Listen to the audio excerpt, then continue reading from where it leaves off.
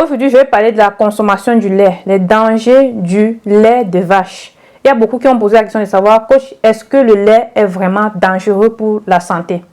Il y a de cela quelques années, je pense dans mes débuts, il y a de cela 6 ans, j'ai parlé, n'est-ce pas, j'avais parlé en profondeur des dangers du lait, de la consommation du lait sur la santé.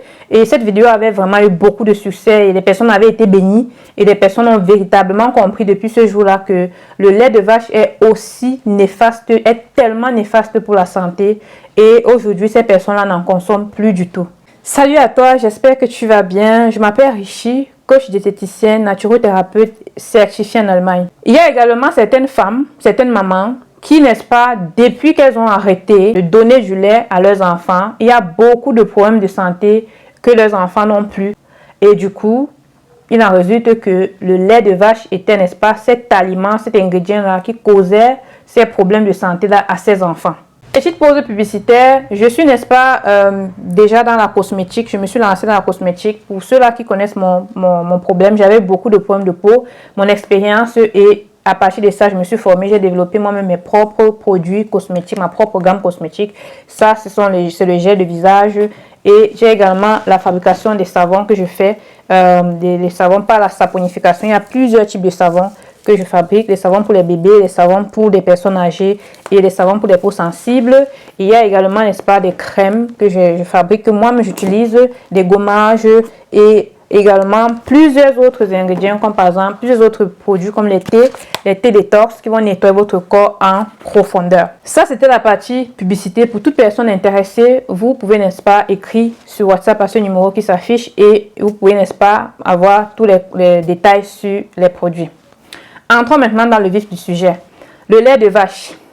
Généralement, on dit que le lait de vache est le seul aliment que l'être humain consomme encore à son âge. Donc, déjà, quand on est à partir de la naissance jusqu'à peut-être 3-4 ans, le corps peut supporter, n'est-ce pas, le lait. Mais après cet âge-là, l'organisme n'arrive plus à supporter le lait ou alors à digérer le lait. Pourquoi? Parce que normalement, le lait de vache est fait uniquement que pour le veau, pour le petit de la vache. Et à un certain âge, le veau lui-même ne parvient plus à digérer ce lait de vache. Pourquoi? Parce que il n'a plus, n'est-ce pas, toutes les enzymes qui vont, n'est-ce pas, permettre la digestion de ce lait. Et du coup, quand le veau, à un certain âge, continue, il va mourir. S'il continue avec le lait, il va mourir. Mais l'être humain est le seul qui va, n'est-ce pas, continuer avec la consommation du lait de vache jusqu'à sa mort. Vous comprenez à quel point même l'animal reconnaît qu'à un certain moment, le lait ne passe plus. Et vous ne pouvez pas voir, n'est-ce pas, la brebis boire le lait de vache. Vous ne pouvez pas voir, n'est-ce pas, un autre animal boire le lait de vache. Jamais de la vie. Mais nous, êtres humains, on boit le lait des animaux. C'est pas normal. Le seul lait qui normalement doit être, qui est fait pour nous, pour notre croissance et pour notre développement, c'est le lait maternel. Jusqu'à l'âge où on doit sévrer l'enfant. C'est le seul lait qui favorise, n'est-ce pas, la bonne croissance, le bon développement de l'enfant. Maintenant, quels sont les dangers, quelles sont les conséquences négatives de la consommation du lait de vache? Dernièrement, je regardais un reportage ou alors une émission sur YouTube où on parlait, n'est-ce pas, de comment est-ce qu'on fabrique le lait, comment est-ce que le lait est fabriqué. Je regardais ça, ça me faisait encore vraiment tellement mal de savoir, voilà en fait ce qu'on nous vend. Voilà en fait ce qu'on consomme. Leur repas est entièrement fabriqué à l'usine. L'ingrédient principal, tonnes de maïs stockées pour le bétail. Or, par nature, les vaches ne mangent pas de céréales. On nourrit les bêtes au maïs parce que le maïs, ça leur fait prendre du poids beaucoup plus vite. Évidemment, avec leur estomac qui est habitué à l'herbe, il faut les adapter à ce nouveau régime. Alors au début, on leur donne un mélange d'herbe et de maïs. Et puis ensuite, on passe entièrement au maïs. Mais il y a encore mieux pour engraisser une vache. Dans ces machines, le maïs est transformé en un aliment hypercalorique. Un aliment que nous connaissons tous au petit déjeuner. C'est sérieux. le cornflakes. En transformant le maïs en cornflakes, on augmente encore la prise de poids de 10 à 12%.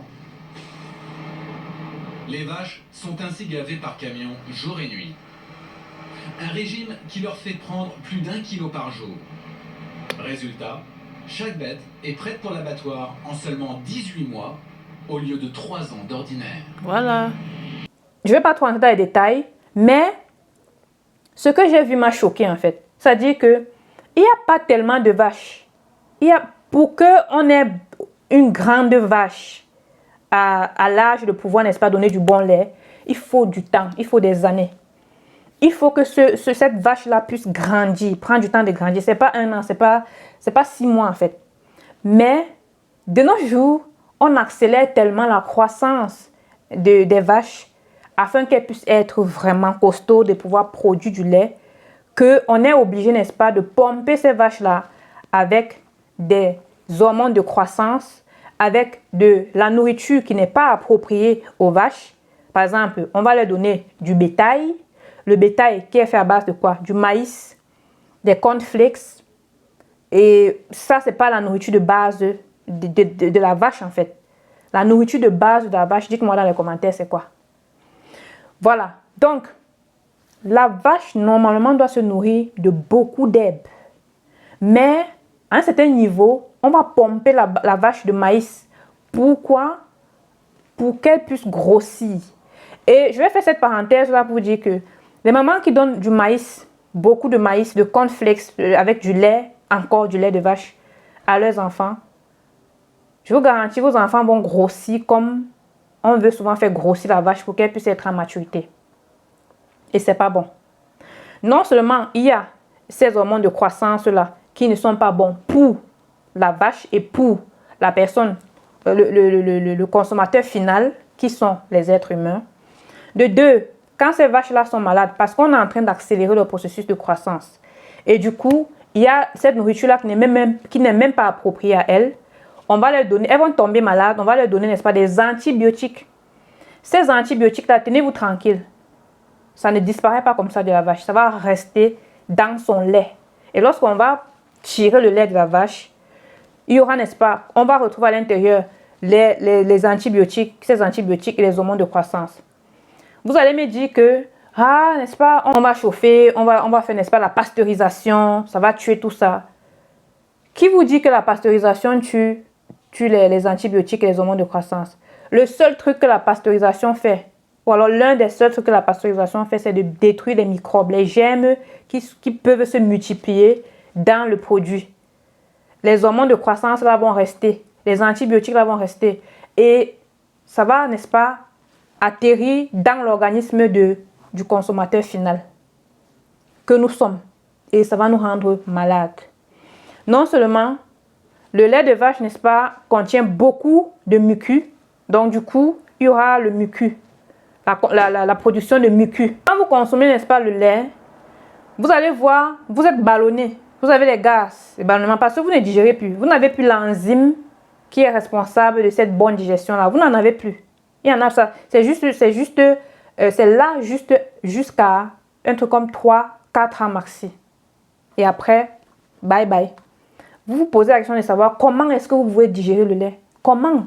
Le lait déjà, c'est un aliment qui, n'est-ce pas, se digère, qui a de longues chaînes, qui contient de longues chaînes de protéines. Et ces longues chaînes de protéines ont besoin des ciseaux. Les ciseaux qu'on appelle ici des enzymes. L'enzyme responsable de la digestion du lait, qui est la lactase, normalement, elle n'est plus là. Elle n'est plus présente dans votre organisme, ne produit plus ça en fait. Et c'est comme ça que vous allez, n'est-ce pas, c'est un peu comme si vous faites tourner la machine. Vous allez faire tourner votre machine corporelle tellement pour pouvoir essayer de se battre de cet aliment-là en fait, de la digestion. Vous voyez? Donc là, entre autres, tout le mucus qui va s'accumuler lors de la consommation du lait de vache, ça va créer, n'est-ce pas, des problèmes de santé tels que quand vous avez la toux, vous toussez, ça sort du mucus, ça sort du flash, c'est ça qu'on appelle du mucus. Tels que la grippe, vous vous mouchez, les morphes, ça sort vraiment de façon concentrée. Vous avez, n'est-ce pas, tout le temps les yeux qui coulent, les oreilles qui coulent pendant les périodes hivernales. Vous êtes facilement, n'est-ce pas, irritable avec ça, les allergies. Vous allez avoir, n'est-ce pas, les gaz, ballonnements. Vous allez avoir les problèmes d'asthme. Vous allez avoir plusieurs autres problèmes comme les amygdalites, comme toutes sortes d'inflammations en fait. Tout ce qui va finir par it. Ce sont les inflammations qui peuvent être causées par le mucus et provenant du lait de vache. Il y en a tellement. Problèmes de digestion, problèmes de constipation. Autant de problèmes. Je ne veux rester que sur ça. Parce que si je veux détailler tous les problèmes, on va rester sur place.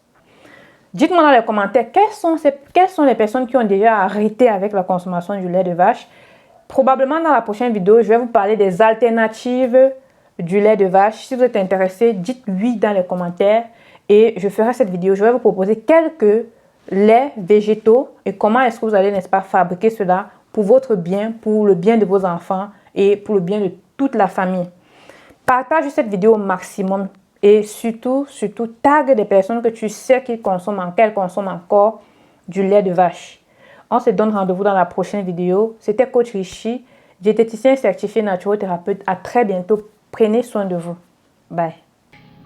En revanche, plus de la moitié des vaches qui finissent dans nos assiettes a été nourrie avec des céréales de manière industrielle. D'abord, dès l'arrivée dans l'exploitation, séance de piqûres à la chaîne pour les vaches. Un vaccin contre les parasites. Mais surtout, une injection à base d'hormones de croissance.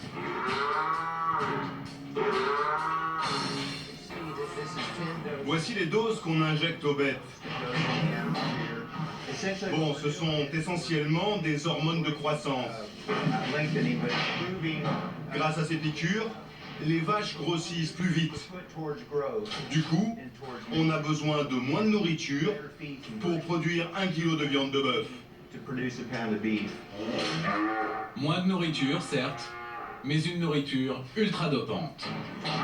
Car ici, les vaches suivent un régime qui les transforme en d'incroyables machines à viande.